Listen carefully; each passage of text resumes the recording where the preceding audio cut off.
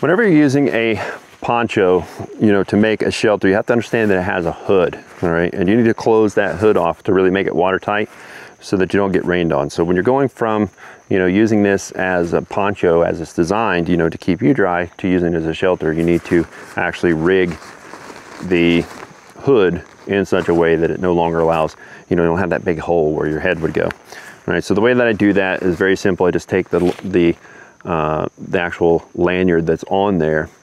All I do is twist that hood up and then gooseneck it over. You know, bend it back over on itself a couple of times, and then use that cordage to wrap around really tight and then tie that off so it stays. All right, I don't want to put a knot in it because I may need to use it as a regular poncho also, and I want to be able to get that off rather quickly. But that twisting action, along with the double gooseneck where you're folding it over and then folding it over again and then tying all that up together, will make a nice watertight poncho seal.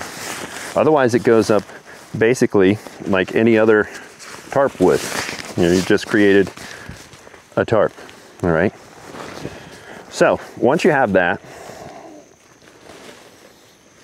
we're going to use the rapid ridge line system, and I'm going to establish a ridge line from one tree to another, okay? And I may put this a little bit higher. I'll put it about waist level just so you can see what I'm doing a little better, but you would want this no higher than knee level. All right, so with the rapid ridge line, I've got my hank. It's been bouncing around in my bug out bag the whole time, but this will be knot free. I put my finger or my thumb inside the loop and just pull it out. Once I get to the prusik, I can let go of this, come around the tree. I'm gonna do it kind of high so you can see what I'm doing. And what I'm gonna do is, from here, I'm gonna push a bite through there. I'm going to take one of my tent stakes or toggle, and I'm going to put it inside that bite so that when I pull this tight, it actually stays right there. But this is also a quick release, all right? Make sure that your prusik loop is in front. Now, I'm going to go ahead and get this tight real quick because I need to show you again how to get those prusik loops on there. All right, pull this straight across. Once you get to this side, you're going to do a quick trucker's hitch so you can get rid of that. Come around the tree. And then kind of determine how much stretch you're going to have. Usually paracord will stretch about 25 feet. So I want to kind of go about a third of the way here. That's about a third. And what I'm going to do is just put a loop in the line. And I'm going to flip that loop over and pull a bite.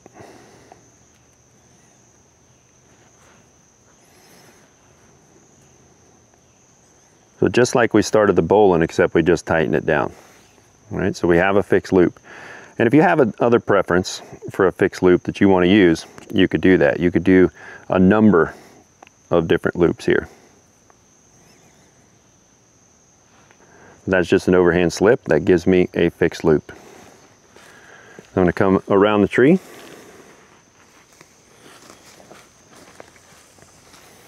I'm going to take my line and I'm going to go back through this loop I created.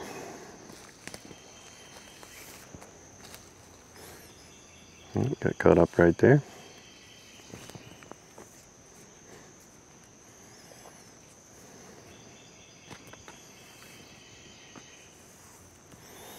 Once I get this set up, I'll show you what I've got going here. So again, I've got my kind of my tractor knot, my mule knot, which is pulling tension against that side. And I've got a loop. This goes around the tree, back through the loop, and when I turn it back this way and I pull this way, this gives me a mechanical advantage to tighten this ridge line. So I'm going to pull that tight. And then what I like to do is go through that loop a second time. And that creates a round turn.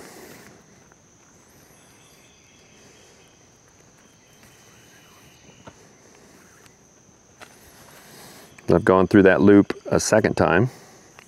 Pull it tight. Oh, I was binding on itself already. There we go. pull it tight. And as that pulls tight, it takes the tension out of here and locks on itself, except for that time. Takes the tension out of here and locks on itself. Then from here, simply close that off with a quick release. Again, everything that I'm doing has a quick release on it because I want to be able to take this down quickly.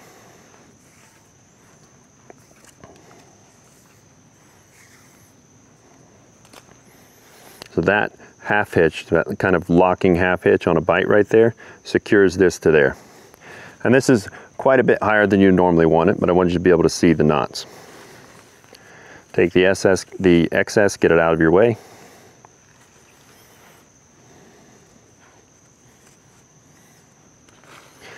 And kind of keep an eye where that actual loop is, because we're going to incorporate that into our shelter. Now, I can take one grommet of my poncho. I'm actually going to move this lower now because I want to show you. Actually, I'll take that all the way down. I want to move this lower for you so I can show you what size it should be now that you've kind of seen the knots. So I'll loosen that real quick. Come down to about knee height. That's about right. Give myself a little slack here. Probably come all the way out.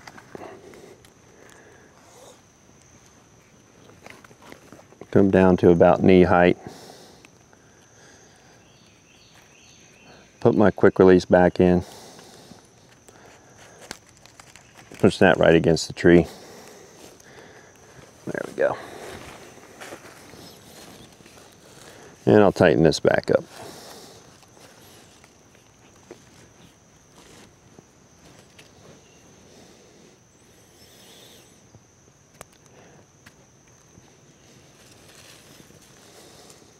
Again, I've got that loop. That loop's going to be incorporated into the next step, but I want to get this cordage managed so that it doesn't get tangled up like this.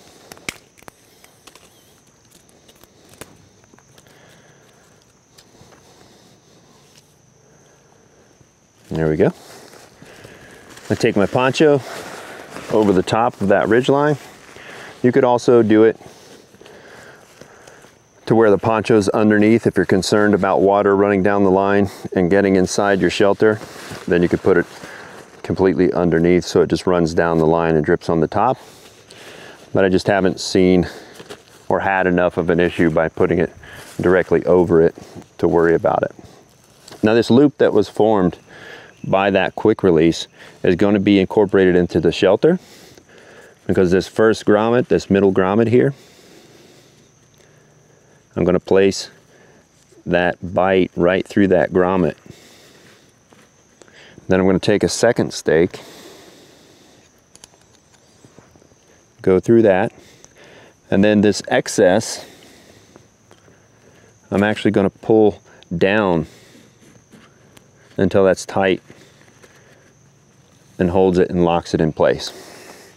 Now I'm going to come to the other side where I've got my Prusik loop, and again, normally I have 2 to 3 Prusik loops on here, but for this particular shelter configuration I actually only need 1. So I'm going to find that center grommet. I have this fixed loop, much like I did on that other side, to place through that grommet.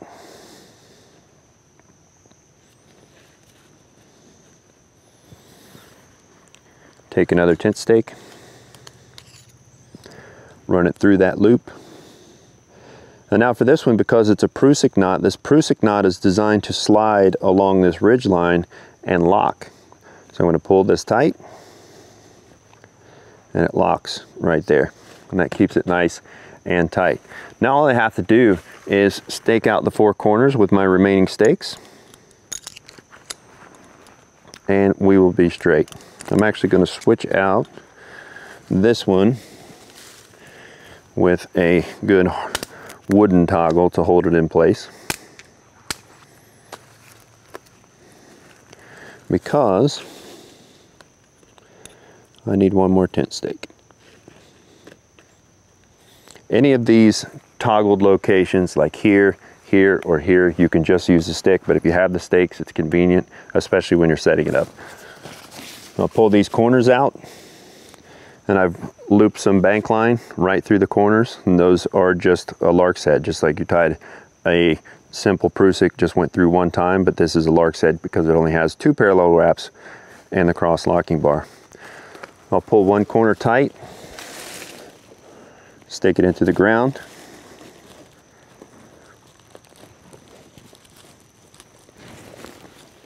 Get it in there pretty good.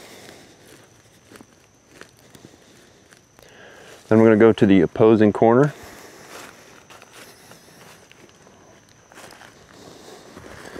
With another stake. I've already got my loops tied.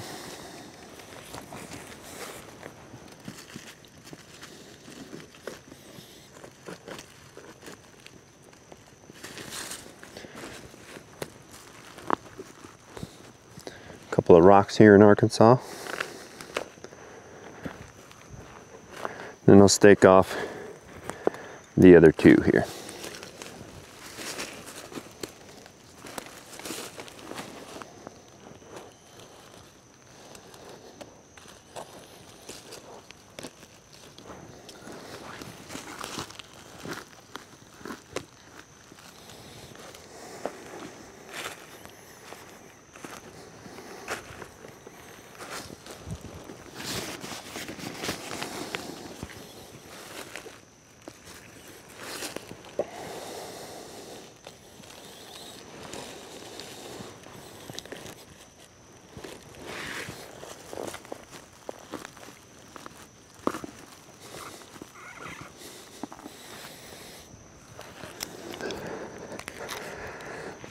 This is fairly good to go as is. I've got a camouflage pattern that kind of blends pretty well. It doesn't have a regular shape, but I can bring some branches, some tree branches up around here to kind of break up the shape. It's definitely a low silhouette, so knee high or better. So all I really have to do is crawl inside there, pull my gear in, and I'll be pretty well protected in that. And it's small, and we're in a secluded location. So I'm pretty comfortable with it this way, but another thing that you can do if you want to take the time to do so, to make it just a little more comfy, is to kind of give yourself some height here. So what you can do is take some of your bank line. I've got some in here. And basically with your bank line, just make another ridge line above, or if you have an overhanging branch that you could tie this to and pull it up, you could do that. But since we don't have that, we'll just tie some bank line up. Come around. Actually, let me get a bowline in here real quick.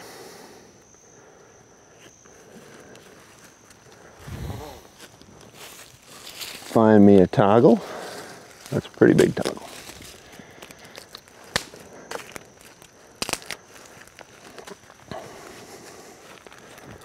Come around the tree, push a bite through there, toggle the bite, and that is a toggled running bowline. Bring that all the way down to the other side. Understanding this is going to stretch, I'm going to put my loop, continue flipping that loop over to create a round turn, loop, bite through. Now we've got the loop, come around the tree, come through that loop. I like to go through that loop twice.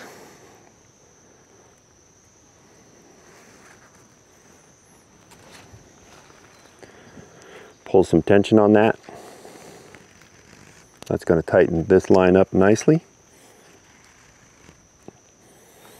And then finish that off with a half hitch on a quick release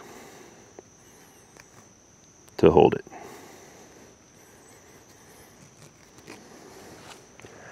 Now this just gives me something extra, a little extra space, but it does increase your silhouette a little bit. So everything's kind of a trade-off. But now I can just take a line, another piece of bank line, run another bowline, make another running bowline around this to capture the hood.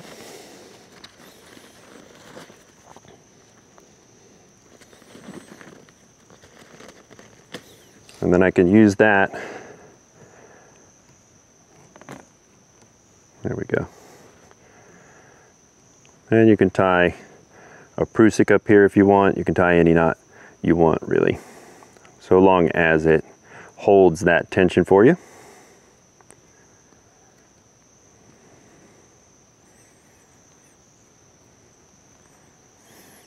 And that gives you a little more room on the inside, a little more comfortable, but again, you know, don't get crazy with it and have it way up above your waist. You want to have that low silhouette as best as possible.